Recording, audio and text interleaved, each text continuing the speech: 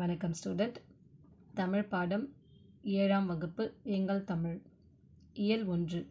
உலகில் தொன்மையான மொழிகளுள் நம் தமிழ் மொழி குறிப்பிடத்தக்கது ஆகும். அது மென்மையும் இனிமையும் வளமையும் உடையது. வாழ்வுக்கு தேவையான அன்பையும் அறத்தையும் கூறுவது.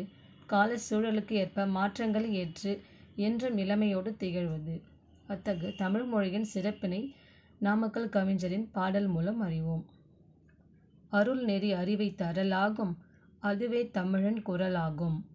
பொருள் பெற யாரையும் புகழாது, போற்றாதாரையும் இகழாது. கொல்லா விரதம் குறியாக, கொள்கை பொய்யான் நெறியாக.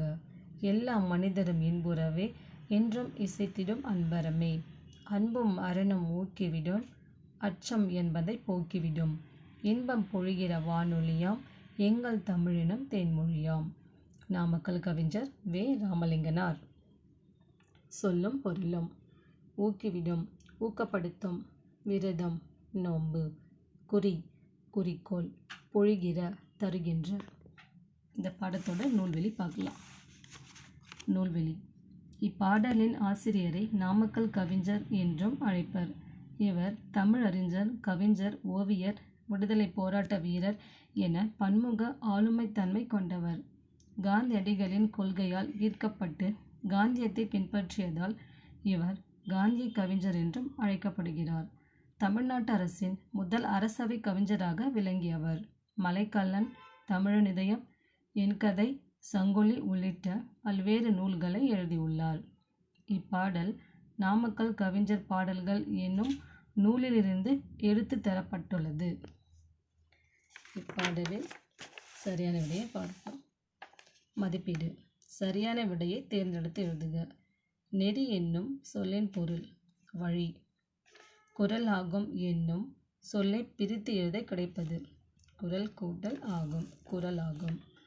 வான் கூட்டல் ஒலி என்பதை சேர்த்து எழுத கிடைக்கும் சொல் வானொலி. குருவினா.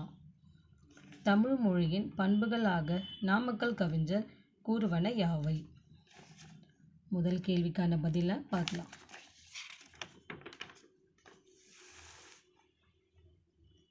பாடலின் பொருள்ல தமிழ் மொழி அருள் நெறிகள் நிரம்பிய அறிவை தருகிறது, அதுவே தமிழ் மக்களின் குரலாகவும் விளங்குகிறது.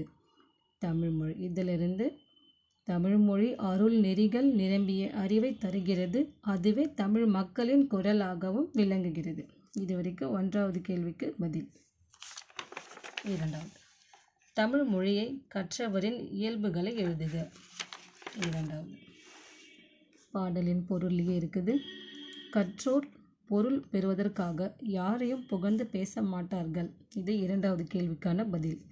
கற்றோர் பொருள் பெறுவதற்காக யாரையும் புகழ்ந்து பேச மாட்டார்கள். 3வது சிறுவினா. எங்கள் தமிழ் என்னும் பாடலில் நாமக்கல் கவிஞர் கூறும் கருத்துக்களை தொகுத்து எழுதுக.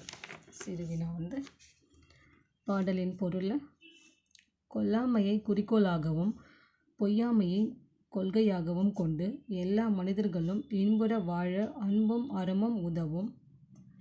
நம் தமிழ்மொழி அனைவரிடத்தும் அன்பையும் அறத்தையும் தூண்டும். அஃது அச்சத்தை போக்கி இன்பம் தரும் நம் தமிழ்மொழி தேன் போன்ற மொழியாகும்.